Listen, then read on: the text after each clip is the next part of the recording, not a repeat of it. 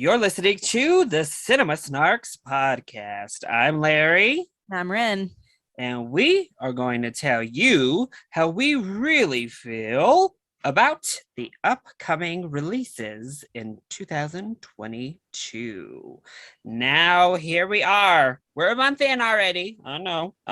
But there's really been, what, 2 theatrical releases so far to this point in the year that anyone knows about? There was nothing I was particularly excited about, so I haven't missed anything. So, we're not missing anything by skipping over January's films to talk about our most anticipated. Everything for Christmas. They don't release anything for January unless they know it's like January is always a dumping ground. It's generally just a barren wasteland in the film landscape. So I am looking forward. My door just opened mysteriously behind me. It was my dog. Low key, I was a little bit like, I think I might be watching the first horror film of 2022. It was very ghostly. If you're not watching this on the video, a very slow motion opened. He's silently walking. Her little dog. Not my dog's MO, but look, he's here. I'm very upset because I'm not paying enough attention to him. Yeah, that door very much methodically opened. In a very paranormal activity type of way. And now Ren is being attacked before our eyes. Yeah, he hasn't seen me for a couple of hours. And so now he's really excited about it. Anywho, I'm going to put him down now because he's a psycho. Listen, here's all the advertisement you need. If you're just listening to the podcast and you want to get in on all the shenanigans, we do post the video edition of the podcast over on Chili Boy Productions on YouTube. So if you'd like to see the horror film and dog attack all unfolds live, check it out. Just now. Yes.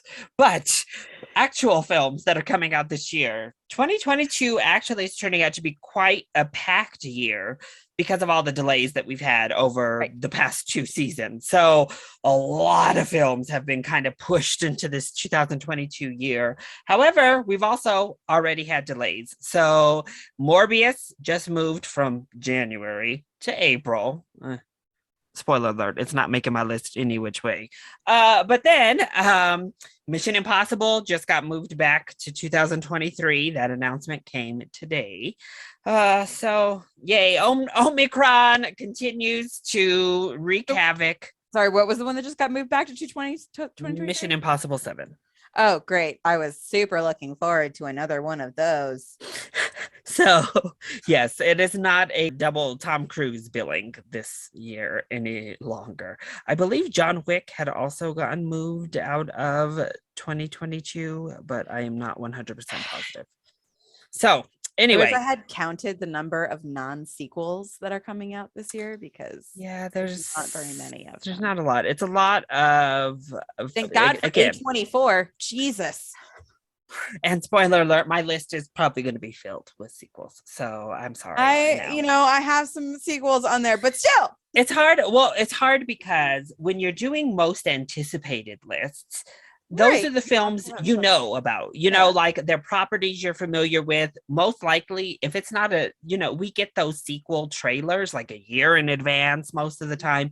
Smaller, like indie films that come out of nowhere, we don't know about them. Like they're not on anybody's radar, really. So it's hard to be excited for those. And then unless you see a trailer and you're really excited about it. Like I actually have a few that are coming out this year that trailer plus like just the information that I know about it have made me like excited about it.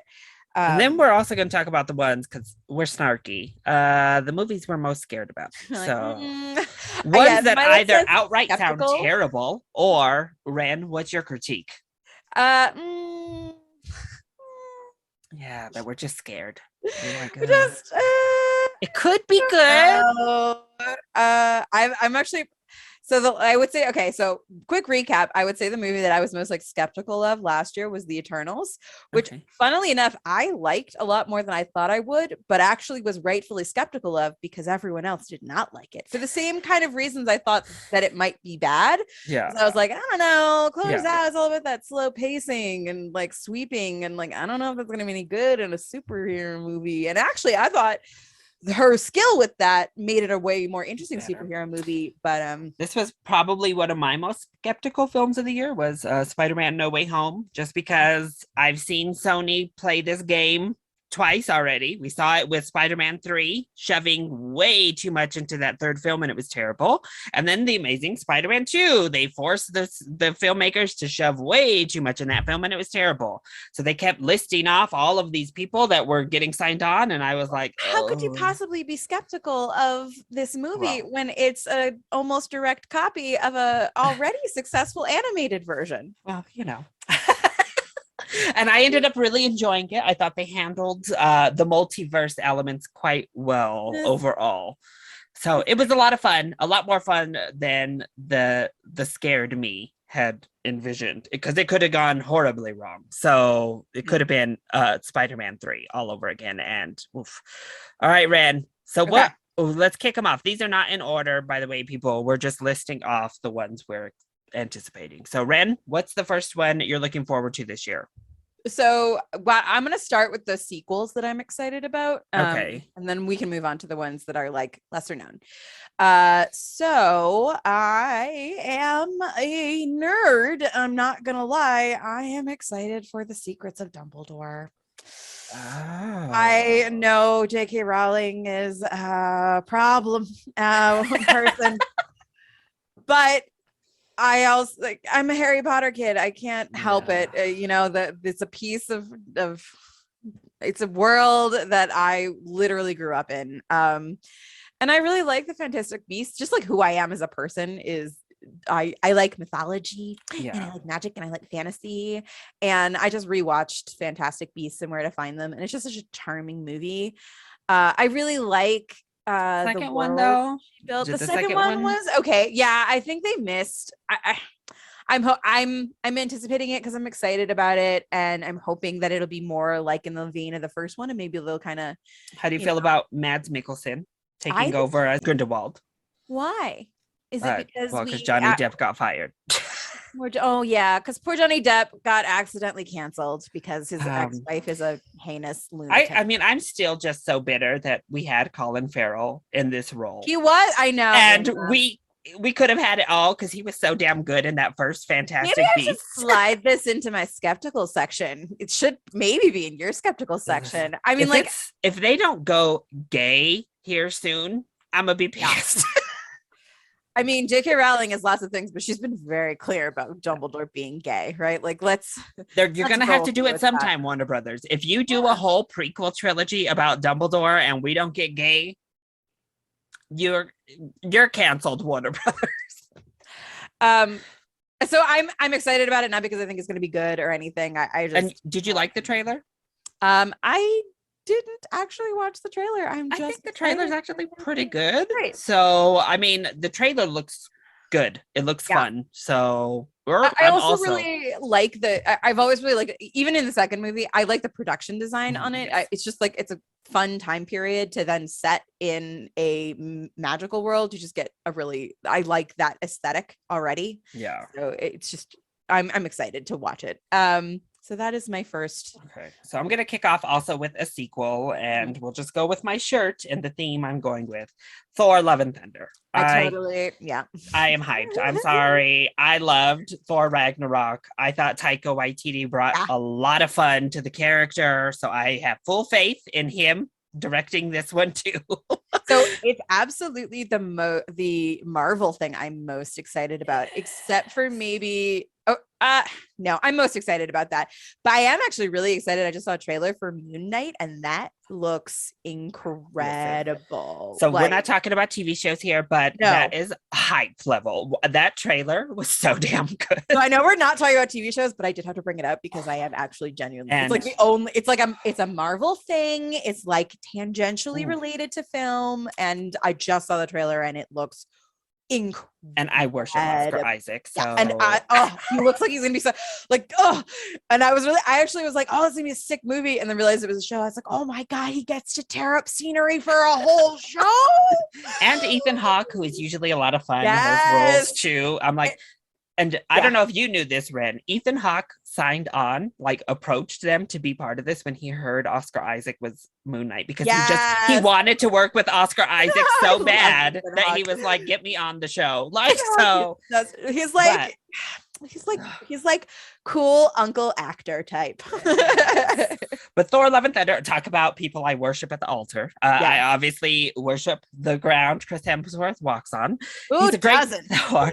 And those set photos, the level of jacked he's got is insane. He's got his long hair back, and they have but anyway, I have to look. Hang on. Valkyrie getting to take over the mantle is going to be a blast. I really do hope they go into bisexual Valkyrie in the movie, like we've heard the rumoring. Some gay on people all the way around. She wants it so bad too. And then Natalie Portman coming back means the script, I'm hoping, was good, because she did not enjoy the first two films. Yeah. And getting to see Jane Foster Thor, I'm hyped. I'm excited. I think it'll be a lot of fun. So I hope. I'm excited because I really like Taika Waititi. I just, he's great. And I think because he did such a good job with Thor Ragnarok, I like to hope that they even let him go a little bit more into his awesomeness and give him some opportunity. Excuse me, sir. We're trying to record here. I think Grim is Ren's dog's name. I think Grim is pretty hyped for Love and Thunder as well. He seems on board. Ready. He is hyped for that Love and Thunder. And now he's in the room. With a name like Thor Love and Thunder, directed by Taika Waititi. It sounds come fun. on. It you know sounds like a good time. You know it's gonna be a good time. It sounds like it's gonna take what was good and fun about Thor Ragnarok and like amp it up. Yeah. All Agreed. right, so what's your next one, Ren? So let's move on with our sequels. Knives Out 2. Which, did you hear that announcement today? No. It's coming out to Netflix at the end of this year, so it will be a Netflix release. I really liked the first Knives Out, and I said when I watched it, I would like to watch that guy solve crimes. That sounds like I'm down for that, right? I think we have absolutely, and anybody who talks about film will say the same thing. We have gotten very, very sequel happy as a movie making industry. But there are certain types of things that like lend themselves to sequels, to not sequels, but like anthologies, series. Exactly. Yeah. And I think Knives Out is just a great opportunity. I think it's, it's a fun mystery. We really have not had like good mysteries in film in like a while, right? Yeah. And I love them. They're so fun. And Knives Out is such a great formula. I am happy to watch that be remade a bunch of times. To get to watch Daniel Craig be that character. He seems to love it. Yeah. And just like, as far as I've heard, it's basically the same sort of concept. Like we're going to have this big ensemble star-studded cast, and we're going to have a big murder mystery attached to it. And that sounds fucking great. Yeah. Like who couldn't be hyped when you just like look over the cast of Knives Out? To that first film was so much fun. It was so great. I'm also very excited for Knives Out 2. Yeah. But does that mean Death on the Nile does not make your list, Ren? So I'm not like crazy excited about it. I mean, I liked Murder on the Orient Express, and I think I was a lot more enthusiastic about it than a lot of people. There's a lot of people that were like, the original was really much better and they didn't need to remake it. And I'm like, watch the original. It was like, no, the original is clearly like a made for TV movie and does not have the production value of this brand new version, which is pretty fantastic and fabulous and brings this story that lots of people who haven't seen the original because they're not fucking Agatha Christie nerds or like Poirot novel fanatics haven't seen or ever heard of. Like the twist is great. It's a really fun film. I think Death on the Nile will similarly be, I will enjoy if how nothing else it is. Yeah, if nothing else, I will love the costumes. It will be a very pretty, fun period film, and I'm here for it. And as I said, I like a good mystery. Give it to me. I'll take it. Well, but I'm not like really, really excited about it.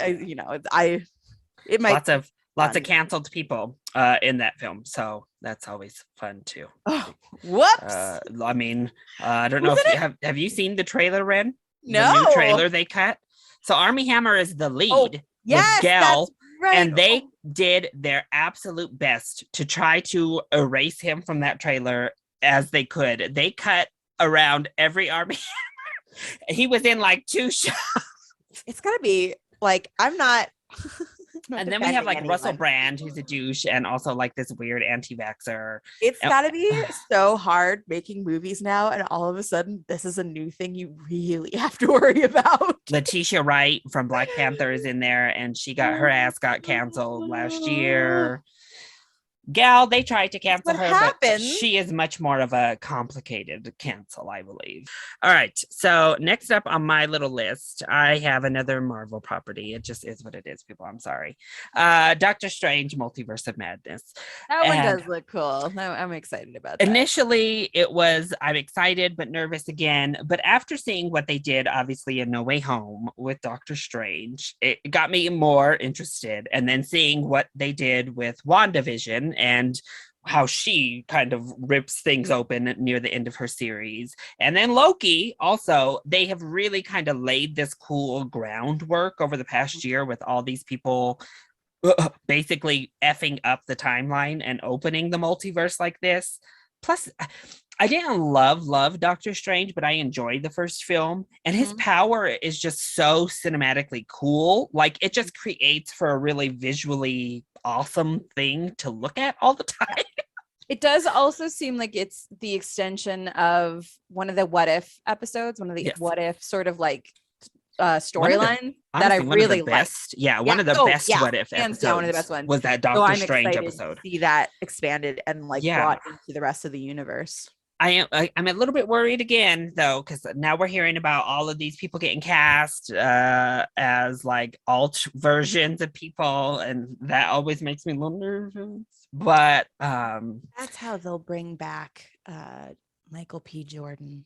Yeah, so they're trying to think of how to bring back those people. There's a lot of X-Men rumors are floating around again because now they own the rights. So we just know they're coming sometime. Give it like a breather. Give me a breather. Yeah. I mean, that's the part that makes me more skeptical, but we'll see. Honestly, I think I love X-Men too much. I think they need to wait, and then they can do X-Men as its own, like, I think to be its own separate thing. To get its own cycle. As a big X-Men stan, I don't want them to just haphazardly start throwing characters into this. No, and I swear to fucking God, do not do the Dark Phoenix plotline for the love of God. Do not. We need at least 20 years gap before you even attempt it again. And if you do, you're banned. No more Dark Phoenix storyline. Period. Simon Kinberg, see what you've done.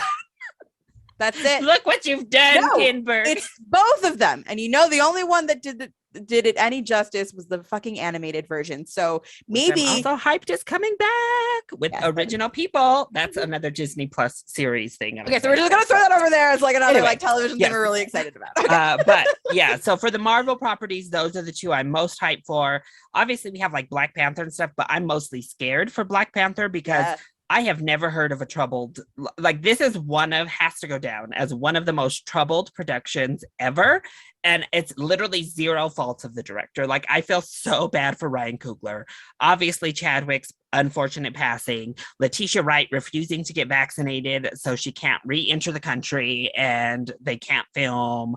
Now Lupita Nyong'o has COVID, so they had to shut down production again as soon as Letitia Wright was paid to get the vaccination so she could come back to set. I feel so bad for him. I hope it's okay, but there was also an injury. I mean, it's such a bad. Angela Bassett was like, I don't even know what the script is, to be honest. It's gone under so many changes. I don't even know what the story is. I had no idea all of this was happening. This sounds like a nightmare. Yeah. Anyway, what's your third anticipated? Oh, okay. So I'm actually done with all of my sequels. Okay, look at you. So let's move on to the movies that are not sequels I'm really excited about. The first one that I think is coming out the soonest, Everything Everywhere All at Once. Looks so fucking cool. So Everything Everywhere All at Once, for anybody that hasn't heard of it. This seems, it's actually kind of, it just seems like it's a little bit of a multiverse type of movie. It is an A24 film, and it stars, help me out, Larry. Michelle Yeoh. I didn't want to. And Jamie Lee Curtis. And Jamie Lee Curtis. But it's mostly Michelle Yeoh, who it seems like the plot seems to roughly center around, like, she's living this one life timeline where it's kind of boring and like normal, and then somehow she is tapped into all these other life timelines where she is all kinds of other badass, and basically being all of these things at once, everything everywhere all at once, makes her some sort of badass. So it looks really cool. It looks really fun. I'm really excited to just sit and watch Michelle Yeoh be a badass for a while, like, instead of being wasted like she was in Shang-Chi. Or, I mean, I don't think she was wasted in Crazy Rich Asians, but like, this woman is incredible. And she was wasted virtually in Gunpowder Milkshake. Yes. Yeah. I'm excited to just watch a movie where she's the lead. And it seems like a fun, cool concept. I mean, it looks trippy as hell, but it looks so good. Yeah. I'm a stoner. Give me that sweet, sweet, trippy film stuff. Yeah. Give it to me. I want it. Yeah. No, I'm hyped for that too.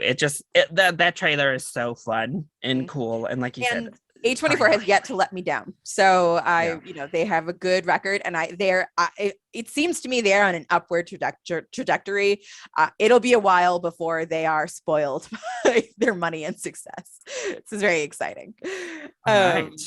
Well, mine is not really a sequel, but it is still franchise, and I don't think you're excited for this one at all. So, and that's the Batman.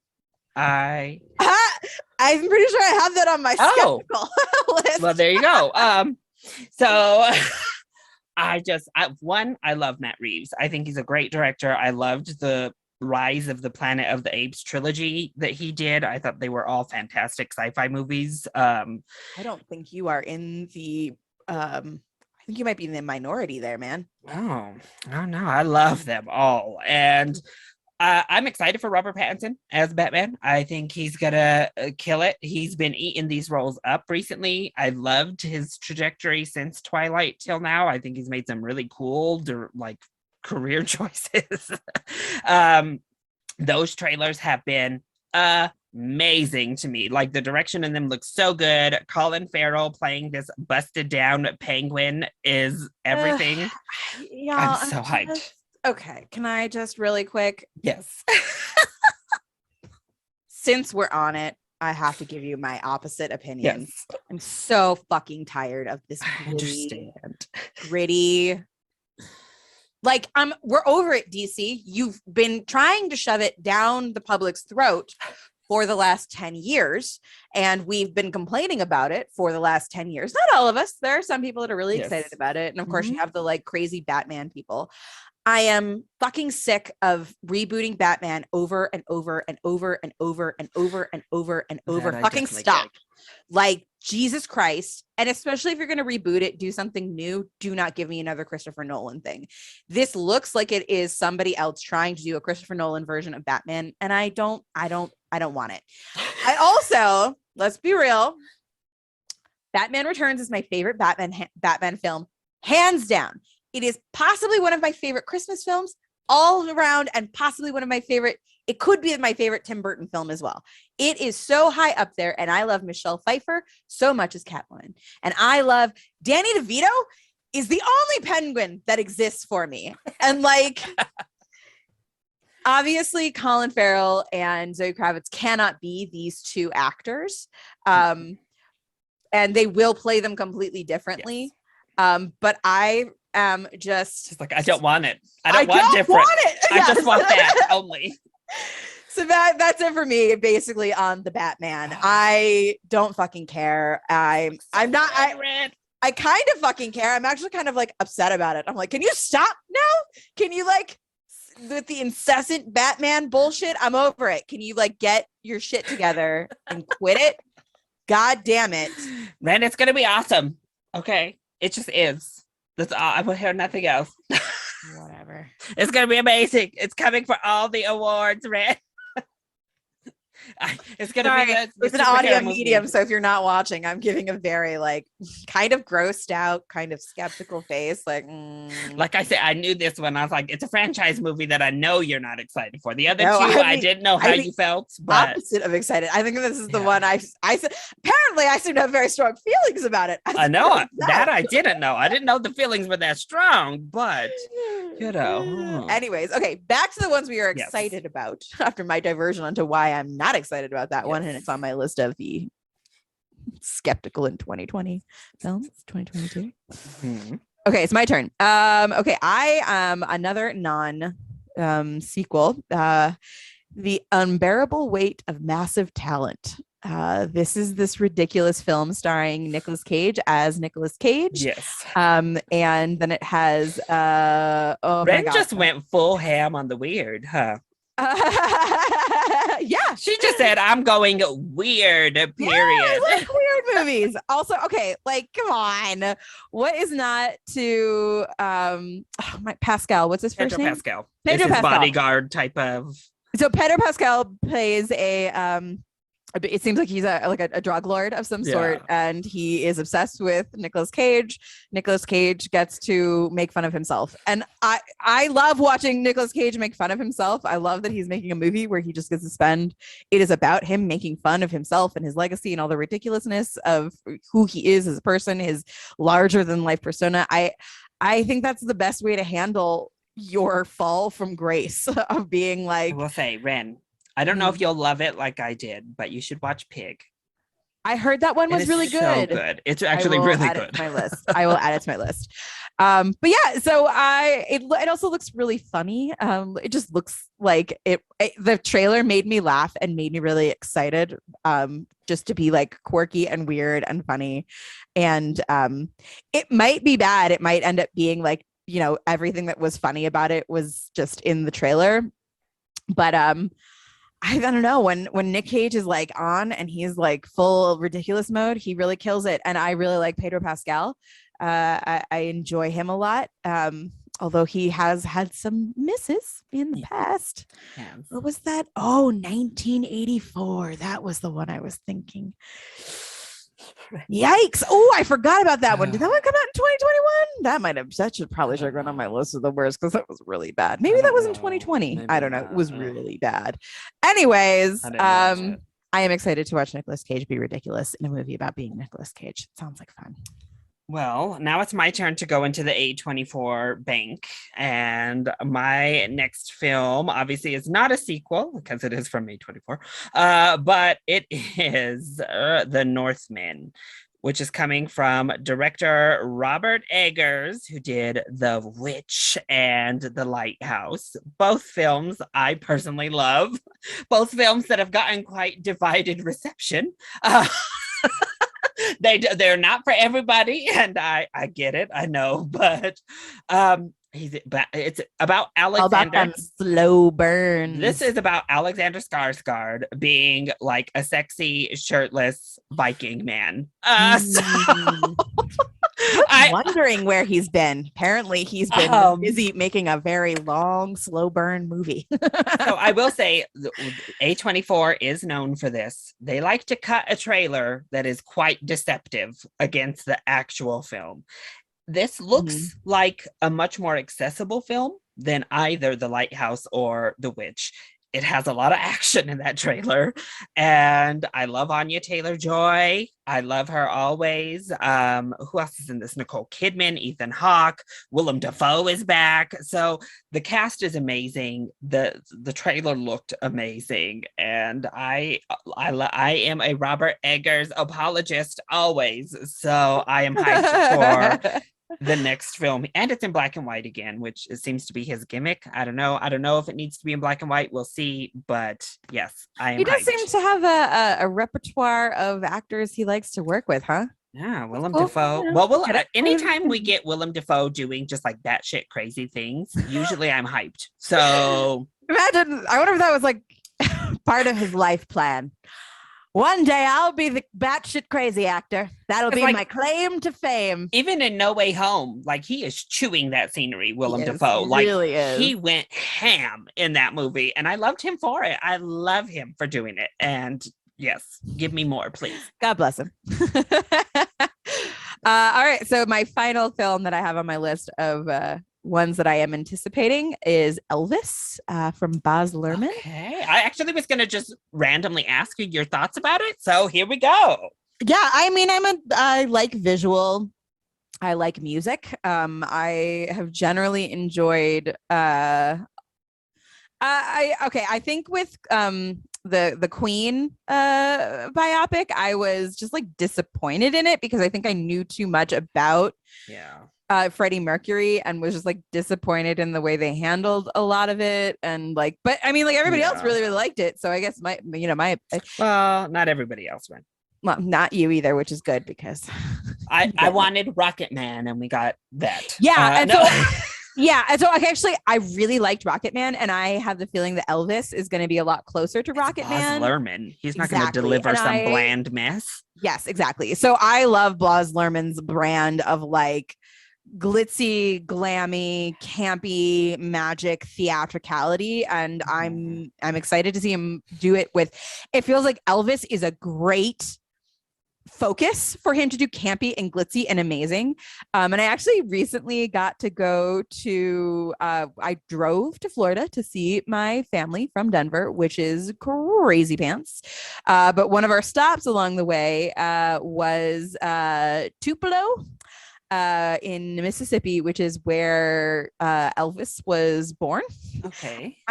He was born. We got to visit Elvis's house, which is literally like 2 rooms. It's like a bedroom and then like a place with like a stove. And so like I don't think I knew that much about Elvis. Like I knew Elvis is a legend. I knew like a little bit about where he took his influences from. I know he wore glitzy, fabulous outfits. I know that he died on the toilet and it's very embarrassing, right? Like that's about it. I know the like wide cultural things.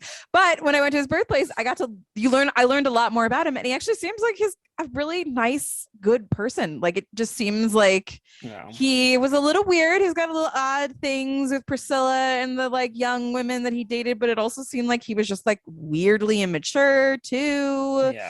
But he seems like a really, either way, I think that I'm excited to learn more about Elvis in the form of a biopic theme you may notice throughout Cinema Snarks episodes. Big fan of the biopic. I like to learn about my celebrities. It's fun and interesting. I like following a life story, especially if it's like an interesting life story. And I think, making it a theatrical like spectacle will be very fun. So I'm looking forward to it. All right. So my last one, there was actually quite a few I was like debating putting here because there's actually like Babylon. Damien Chazelle's coming back as a stacked cast. Hopefully it's good.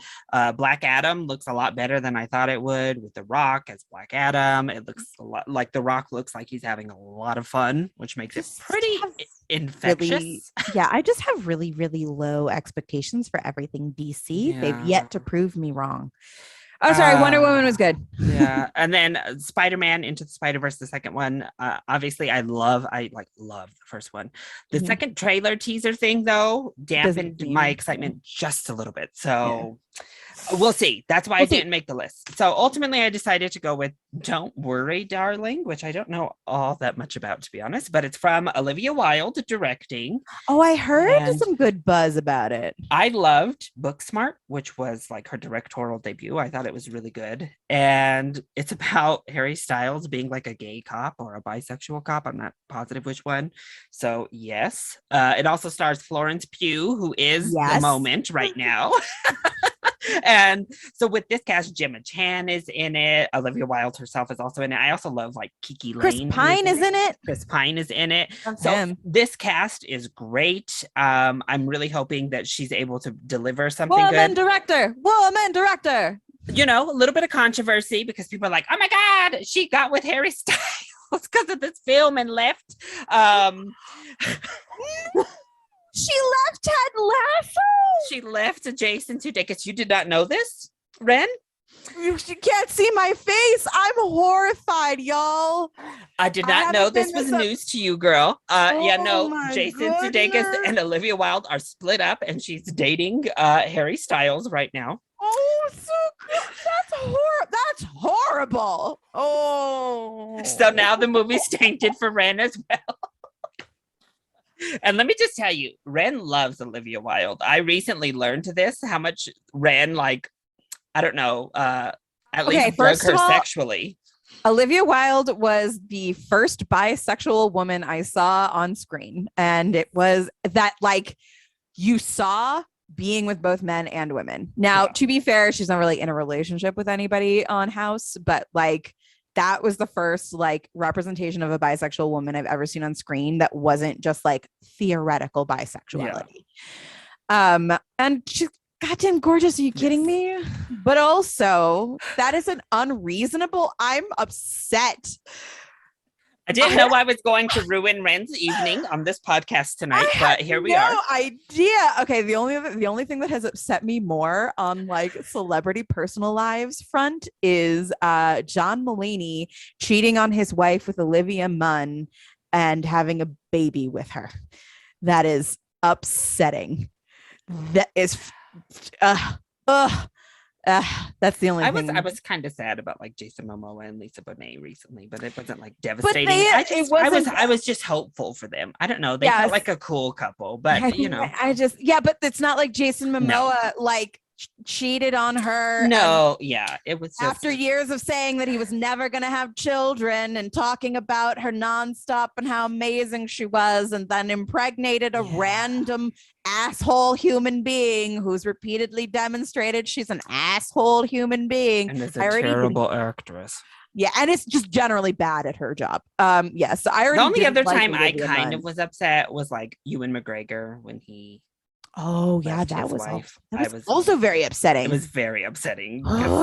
He was one of the holdouts to be he was with a very average person. She wasn't this stunning doctor average woman, or she was just normal. And we were all oh yes, Ewan, and then no, not yes, Ewan anymore. But so maybe this will be Mr. and Mrs. Smith with the whole Olivia Wilde and Harry Styles versus Angelina and Brad thing. Who knows? But and Brad were roughly the same age. Are you kidding me?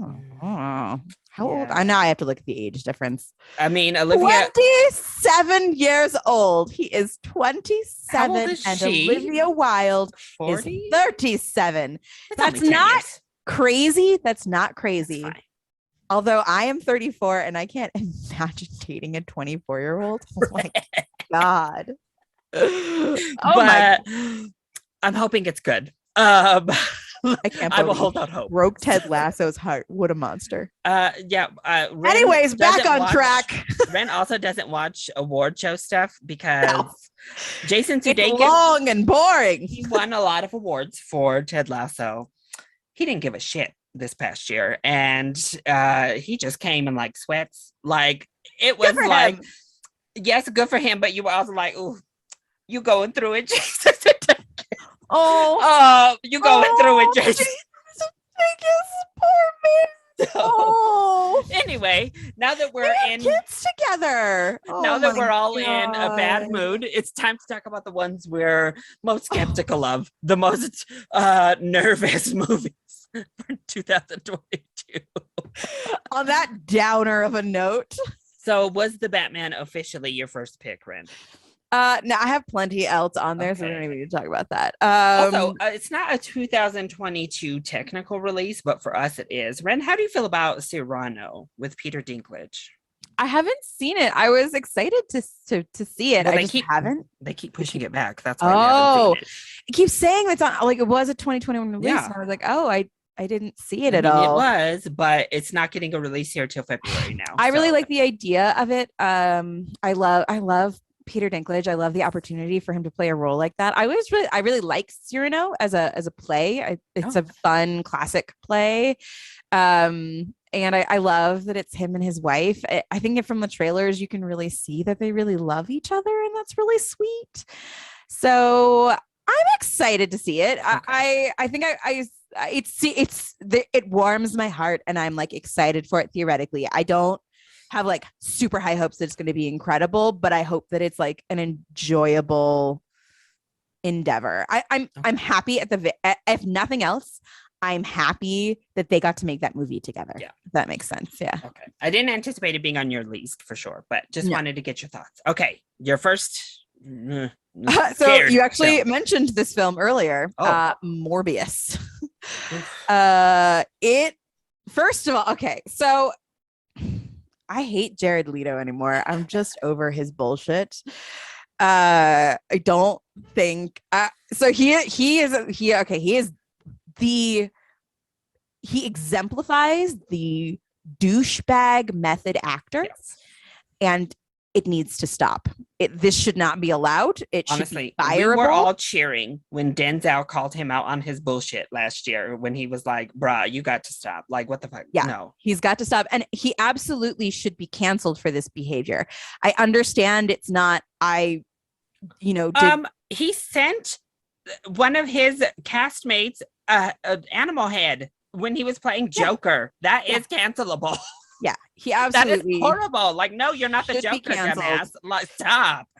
He's also just like, I've never heard anything good about him as a like human. Yeah, as a person. So I'm just over Jared Leto. He exudes pompous, and the just movie looks over it. Wretched. So I'll piggyback. Okay. It's also in my worst 5 because I think it looks wretched. It looks bad. It looks not okay. And like, so if you have Disney Plus, you can rewatch the excellent Amazing Spider-Man series from the 90s, as well as the excellent X-Men series from the 90s, which we're both very excited is being rebooted. But they do cover the Morbius plot line in in the it's silly on the show. It's silly on an already silly animated kids show. The plot line of Morbius. It is not. I actually just had a whole conversation with Patrick about this last night. Another one, I don't know if it's coming out this year. The Blade that's coming out. It's not that I don't think it will be a good. I don't know how you're gonna properly fit vampires into your comic book worlds. They're two different vibes. They're two different. As long as they can keep. So with Blade, since they're building all these people around him, I'm more because I think they're going to keep him separate from like Thor. I don't know. I just like you have like Moon Knight now, and they have who else?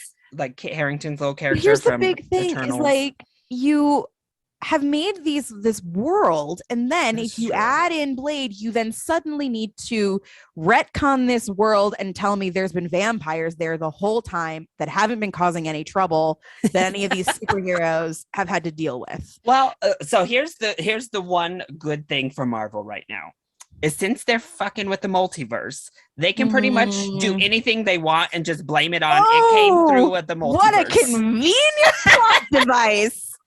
Yeah, so lazy. Oh my God. Kevin Feige was like, "We got all these rights, and you know it's time to do the multiverse. They're so we gonna can get open away it up. with it. They're gonna get away with it.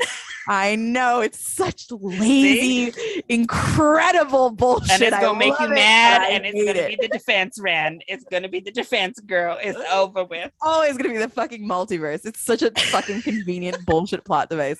I mean, it's not like he invented it. You know who did? Marvel. Marvel was like, well, new universe. Lord. No, anyways, but Morbius that trailer is Jared terrible. Leto sucks, and it genuinely looks bad. That is like one that I'm like, no, that's gonna be bad. A lot of the ones on my list are like, this is probably gonna be bad. It might be okay. I will be shocked if Morbius is even okay. Like, I have not liked either of the Venom movies. No, I think it's gonna be like Venom, and it's gonna be worse. I think it's going to be worse than Venom. Like, oh no. Yeah. Okay, I'm glad we agree on our first pick. Great. Would you like What's your second pick? Oh, second pick. Okay. Avatar 2. Oh, okay. I don't think the first movie was that good. Like, I think it was really good, and it was really visually stunning at the time. I think it is too much too late. Like, I just I don't know what James Cameron has been doing. I don't think we need another Avatar movie. I think that the first one was very.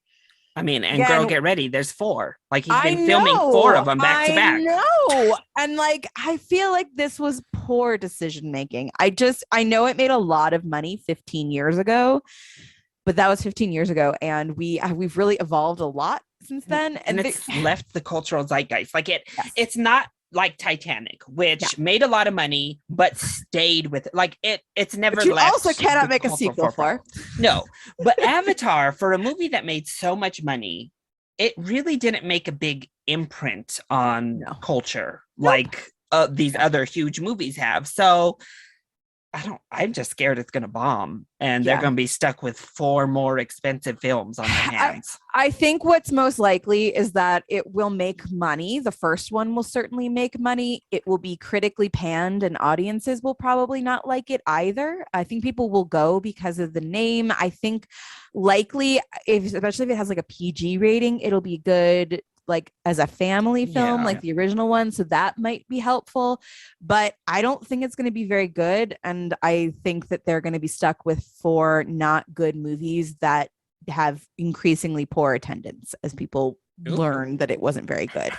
Right. And the thing is that Marvel has the advantage of they can keep on making movies, but there is a different character every time. So even if they do put one out that's not so good, that doesn't affect the next one that comes out because it's a different director, it's a different storyline, it's a different screenwriter. It's not, you haven't locked yourself in to this other universe. And maybe I'm going to end up being totally wrong. Maybe. Yeah, this is one that it could still be good, but I feel skeptical. All right, what you got? My first one is going to be the Mario movie coming from Illumination Studios. I had that on my list at the bottom too. This cast is horrible, y'all. I'm sorry. Even people who like Chris Pratt, what is he doing as Mario? Like what? Okay, wait, real quick. Why are they stealing our jobs, our Italian American jobs, and handing them to these I don't know what he is, Midwestern Americans? Like what in Chris Pratt's past gives you a good inclination to want him in as Mario? I don't understand. Like voice work, especially. Okay, I will say Chris Pratt from The Office as a Mario, I can see. And I mean, I guess it depends on the angle that you're going from. Chris Pratt did the voice acting for the Lego movie. That was very cute and sweet. Yeah. So if they're going for the lovable doofus with Mario, he's also okay. He's also I'm just curious. This one, you know which one's even more baffling to me? It's not next year, so I can't put it. Is they cast him as Garfield for the upcoming Garfield. No. Chris Pratt is not Garfield. Garfield is a surly, grumpy cat. He's Bill Murray definitely works as a voice. And it was still not a good movie, but Bill Murray. If you just brought Bill Murray back, great for an animated film. Okay, whatever. At least it's fully animated. But Chris Pratt, Illumination Studios. It's that he has kids and he wants to do movies. That but I hate it. So whatever. They can hire him, and he's got a big name, and put him in these. And honestly, as a voice, every actor will tell you the voiceover work. That's it's the least amount of time and effort for the most amount of money. It's the way to go. It's just, right? I don't know, because Illumination Studios themselves, they're real mostly miss. I'm sorry, all of this with the Minions and stuff is that is on my list. Their sense of humor already has me nervous, because they're a French company and they have this weird sense of humor most of the time that doesn't land, it doesn't work. We have Charlie Day, isn't he Luigi? Why is Charlie Day Luigi? I don't know. That is a horrible choice. So just okay, we've all seen the original Mario Bros movie, so that doesn't bode a lot of confidence in let's remake this. But To be fair, Maybe. we have seen a significant improvement in video game property movies, right? And especially, I approve. I like them going full animated with video game films rather than that weird hybrid. I mean, Sonic was fun. For Mortal Kombat, that was kick ass. See, but I'll prefer that live action actually, because Mortal Kombat is too gruesome. But like Mario, that we saw live action is a hot mess. And I think even now, if they try to do a hybrid and do like a little like Yoshi running around, no, I don't want it. Like, I'm good. So keep it animated. At least they're doing it animated. There's not a lot Tom of information. and Jerry just last year, wretched hybrid. These hybrids are hard to do. Yeah.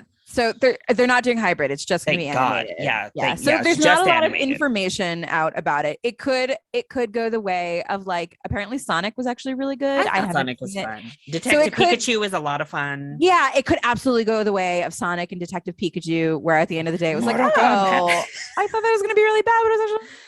I think the expectation, the bar is very low because of decades of poor video game movies. So, but even their adaptations, like their version of The Grinch, was not very good from Illumination with Benedict Cumberbatch as the Grinch. It was. You don't need to remake The Grinch. We did it with Jim Carrey. That was great. We had the original animated version in the. That's it. So they keep remaking these properties, and I'm like, okay, but it could be okay. It could be a shocker, but as of right now, I'm going in very skeptical. Great. All right, next one on my list.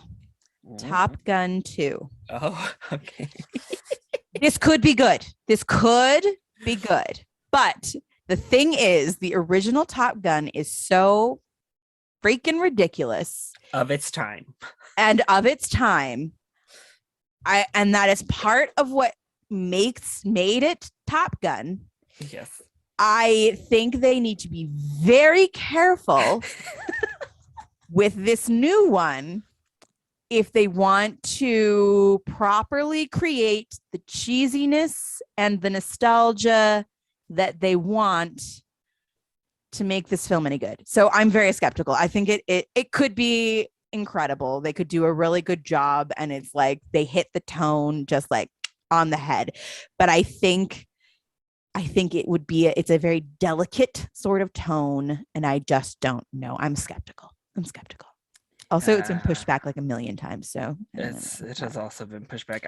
I'm hopeful, skeptical as well. So I mean, it's been a long time. So yeah, it's like, I mean, I have liked the new Mission Impossible films, so I hope.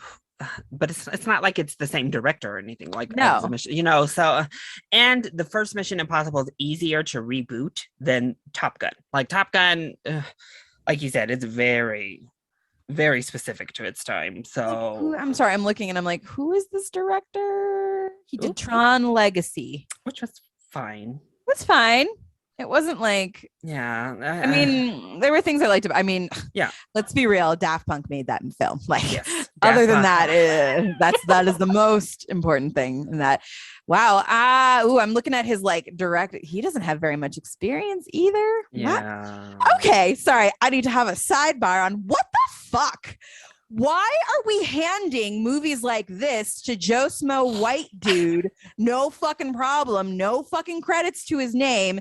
And we still can't get any fucking women directors doing anything but something they crafted and built from scratch themselves and brought in all of the funding on their own and like created from sheer force of will. Like, fuck this.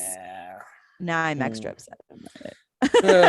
Anyways, I'm skeptical of it. I hope it sucks now. I agree. Well, my next one I want to love, and that's why it's going here, is because I am having to fight for my life to keep from like having hope, and that is Ambulance, which stars Jake Gyllenhaal and Yahya Abdul-Mateen II, who I love, both of those actors, but it's directed by Michael Bay. So that's like a stamp. It's like a certified rotten, like the concept comes out. Seems okay. Wait, there are some Michael Bay films like early on that I was like are some surprised. okay, but like, it's been such a long time since he's created a good film. I I know it's going to be bad. Like I early just know career it's going to be stuff. bad. And Jake White, Armageddon. He directed Armageddon. That was not. I mean, that was of its time. it's I don't think fun for what it is. Kind of like the movie Moonfall coming up from Roland Emmerich. I know it's probably going to be terrible because Roland Emmerich, but it's Roland Emmerich doing what he does. Big bombastic disaster movie. Uh-huh. And Halle Berry's the lead. So I'm like, hopefully it's fun enough for her. But that doesn't make the list because I know already. Ambulance. You're not skeptical, you just know it's going to be bad. I know Ambulance is probably going to be bad too, but Jake, why? Why did you sign on for this, Jake? You've been making such good career choices. Why?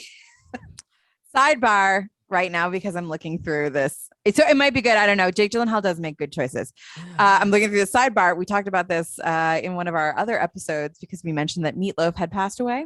And I mentioned that the incredible visual masterpiece that is the weird music video for I Would Do Anything for Love, but I won't do that. Guess who directed that music video? Michael Bay? Yes. Just learned that just now. Incredible facts.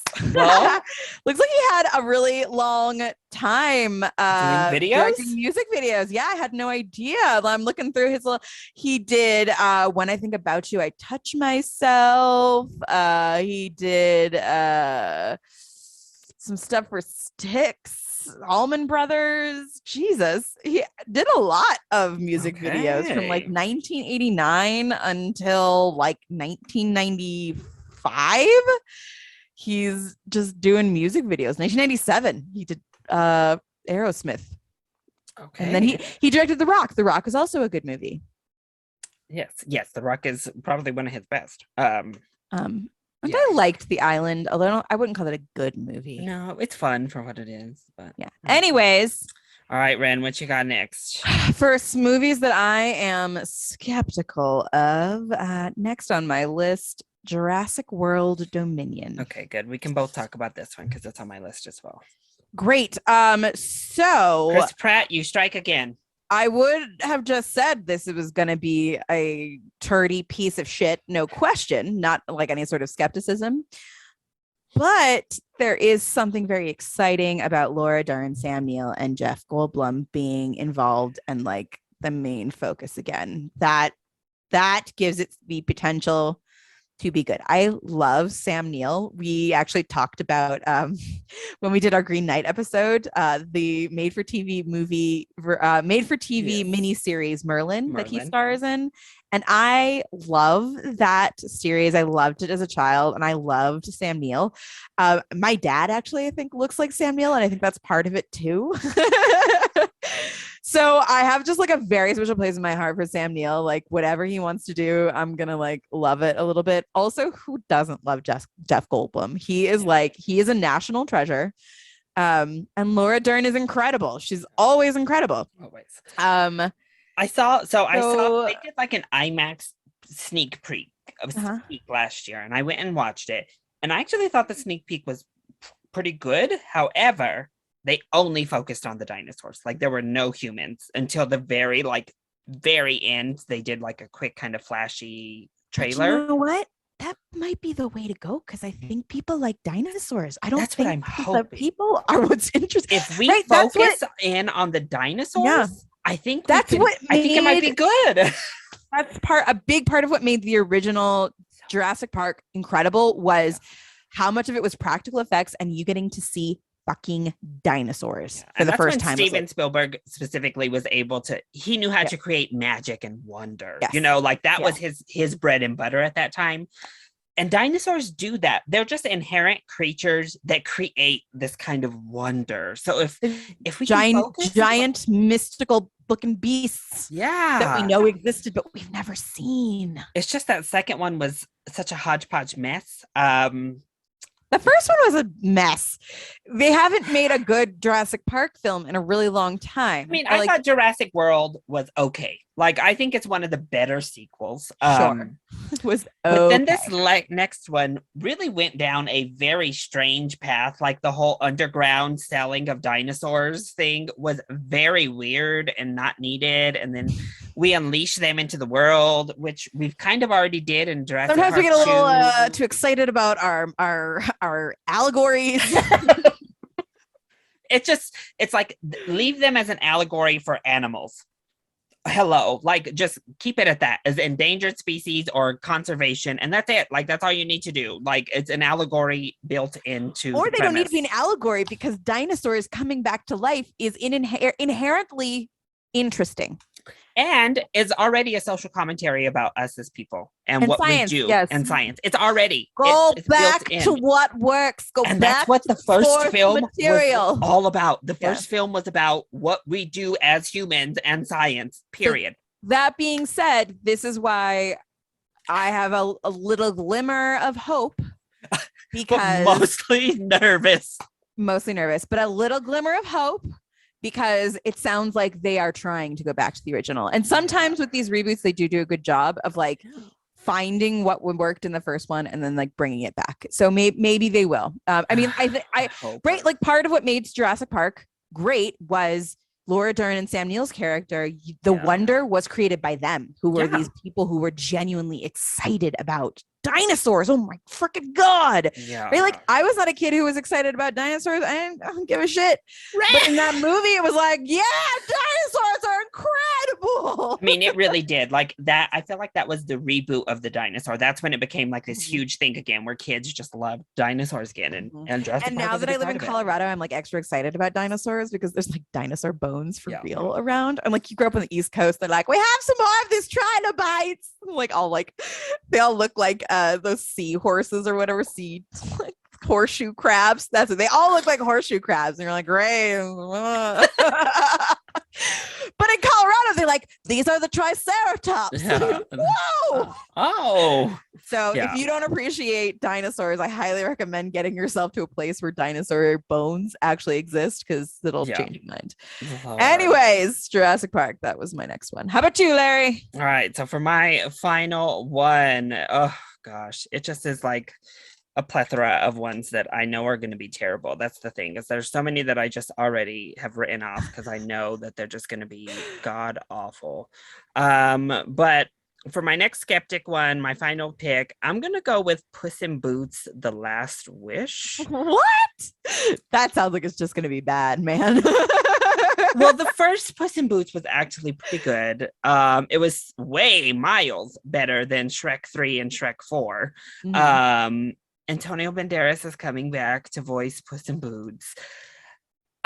So I'm hoping they can do the whole belated, delayed sequel good here. But also, I don't know why it's happening. I don't know why they're deciding. I mean, I guess because DreamWorks is flopping right now in this current era. I honestly could put The Bad Guys, which is that DreamWorks animation about all the bad guy hero, like turning to be kind of anti-heroes, because it looks like it could be a lot of fun, but it also looks like it could be terrible. It could be bad. It could be like one of those kids movies that's like funny but not funny at all. So DreamWorks, I'll just say DreamWorks next year, because it looks like their projects that they have on the board right now floundering, huh? Maybe floundering. It's time to hire a new CEO or something. Yeah. How do you feel about these Jennifer Lopez returning to rom-com movies, Ren? I don't have upset feelings about it. She's back. She has 2 rom-coms coming out next year or this year. I'm good for her. I'm not like, I don't know. I like rom-coms. Yes, I don't know. Sure. Yeah. I generally like rom-coms. Have you seen the trailer for Marry Me? No. With Owen Wilson, where she just proposes to him at a concert. Oh, yes, I have seen that. Okay. Oh, I just made her question. Okay, so theoretically, I like the idea of like rom-coms with an older woman.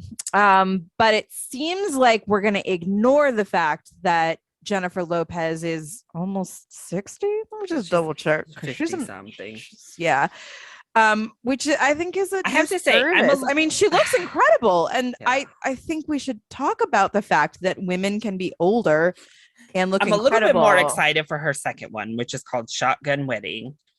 And it's her and Josh Duhamel, who they brought on later in the game because they had to replace an actor.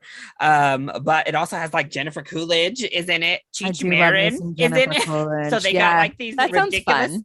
That seems a little bit more fun to me. I don't know the premise as much, rather than her randomly proposing to Owen Wilson. I apologize deeply. I hope Jennifer Lopez never hears this because she is only 52 years old. Yeah, I was like, she's early 50s. Nowhere near 60. It has everything to do with the fact, Jennifer, Ms. Lopez, around forever. That you have been a fixture in my world since I was a small child.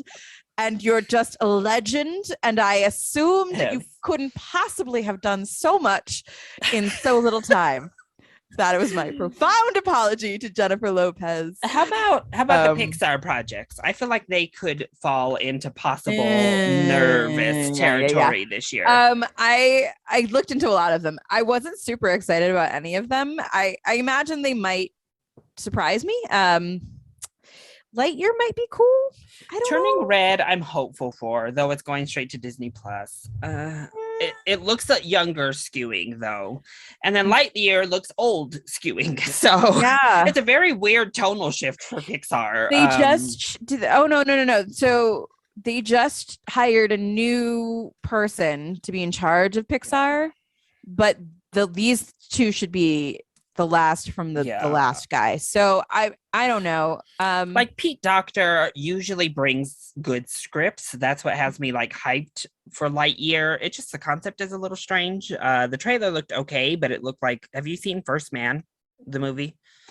No. And basically looks like First Man. And I'm also kind of tired of space and astronauts right now. Like that's a subgenre I'm tired of. Like we just keep going to space. Right. Like I wish they would stop with the Toy Story things. Well, I know you loved white dudes. Like it's always white, not old. It's always white dudes going into space. Like Brad Pitt, launch him into space. Ryan Gosling, launch him into space. Matthew McConaughey, launch him into Matt Damon. Yeah. Like that Moonfall movie, I separate. I did see in the trailer that there was a lady wearing the same Buzz Lightyear outfit who was a black lady. Now it's Chris Evans going into space and Taika Waititi voicing someone. Okay. I mean, it could be good. The animation will be beautiful. We can already see that. The animation will be beautiful. But otherwise... But it also doesn't look like it's very exciting animation, right? Like, so In and Out is like exciting. Yeah. Soul is exciting because you've created these magical worlds. And I guess there's the possibility that the worlds could be really exciting because they're going out into space, right? And we haven't seen Pixar go out into space. Yeah, that's true. Before. WALL-E? So that could be cool. Yeah, but WALL-E was like spaceships, right? Yes, it wasn't like on a ship. Alien planet. I don't know. I think Lightyear is I would put it on my skeptical list. I actually had one more on my skeptical list. Okay, what is it? The Flash. Okay. I know it's going to be terrible, but the one thing that caught my eye was that they are doing flashbacks with Michael Keaton as Batman, and so there's a little part I'm pretty sure it's not even a flashback. I'm pretty sure he's being because it's another multiverse. The DC is doing a multiverse. The Flash, and I also like is it Ezra Miller? Ezra Miller. I like Ezra Miller. Flash. I'm pretty sure Gal Gadot is in it as well because he's like ripping through time and space. So, so they're bringing back Keaton's Batman. That's pretty exciting for me as a person who is like constantly screaming about how all I want is Michael Keaton as Batman. Also, Ezra Miller we petitioned online. We petitioned. We were begging. We were petitioning and begging for Michelle Pfeiffer to be announced. Like us, we were wanting it. We're like, announce Michelle, please. I would hope there's a cameo. I would not be totally surprised if there was a Michelle Pfeiffer cameo. I would be really hyped. But so the Flash also seems like one of the more joyful characters in that universe, right? I didn't add Justice League to my list of worst movies because I watched the Snyder Cut and it was just I wasn't like you didn't want to get us drugged through the mud, Red. No, right. Anyways, having watched it was whatever. The wall of film. Ezra Miller's character does seem to be like one of the most fun, joyful things. And that's one of the things that I find lacking in the DC comic book movies is that they lose the comic book part of it. Like that's why like Shazam was a fun reprieve. Yes. Yeah. Because he fully leaned into comic-y. So I'm open to the Flash being fun. Yeah. How do you feel about the Aquaman movie coming out? I think it's probably gonna be bad. I don't know why we didn't recast Amber Heard. Like, I'm sorry, I really don't understand why we didn't recast her, because she's not a good actress either. That's the thing. Like, maybe if she was this amazing actress that, irreplaceable. Right? Because we let men get away with being amazing actors and being terrible people for a really long time. Bad. AKA Jared Leto. Anyway. She's not a good actress. She could have been replaced with anybody else to do that role, and nobody would have blinked their eyes twice. I don't think I would have even noticed, to be completely honest, that it was a different actress. She always has seemed to me to have a very like just generic pretty lady face. Like there's nothing about her that like slap that horrible red wig on anyone. That wig was so bad. Honestly, here's the thing with Aquaman 2. I'm hoping that since the first one made so much money that they let James Wan go malignant on Aquaman 2. I want them to I want them to just let him go ham, because I'll prefer that to whatever like, oh, but we got to do this foolery because like the first film, you could feel the weirdness trying to work its way out. And then it would come back to like boring politic talk. And like Black Manta had no purpose in that first one. I know he's coming back for the sequel, but I'm nervous for Aquaman 2. Yeah. To say the least, I'm nervous, and I'm leaning on the side that it's going to be bad. So looks pretty bad. But wow, DC has 4 films next year: Black Adam, Aquaman 2, the Batman, and the Flash. So like from a business standpoint, it actually makes sense, right? Like Marvel has finished their domination of the last 10 years. And so if they were going to get their shit together and like actually try and take on Marvel again, now's the time to like go for it, to like orient yourselves, look at what works, and just like go ham. So that's part of what gives me like a little bit of like maybe we'll see. Oh, Ren. Anyways, so it's okay. I just hope you love the Batman, and that's all. That's all I need. I would bet money. I can't bet money, right? Because then I'm just gonna lie and say that I hate it. And I'll just lie. I did like it. I forgot. There's also DC League of Super Pets, that animated movie coming to theaters this year too. So there you go, DC. Minions. I mean, there looks like there's a lot of crap coming out this year, to be completely honest. Like a lot of these, I'm just so my skeptical ones really tended to be things that I guess I could also put Halloween Ends in my skeptical, because could be good. The first Halloween was good, like the 2018. This one last year was a hot mess, but I had fun with what a like crazy mess it was. Okay. So maybe the next year, Larry, we can do what we planned to do this past year. Because I did watch like the first 4 Halloween films. Okay. Yeah, there's a lot of them. There's a lot of them. There's a Jamie Lee lot is back. One more go around for Jamie Lee. Just hope she doesn't lay in a hospital bed for 2 hours like she did this last movie. So how many of them are there? There's like 10, 20.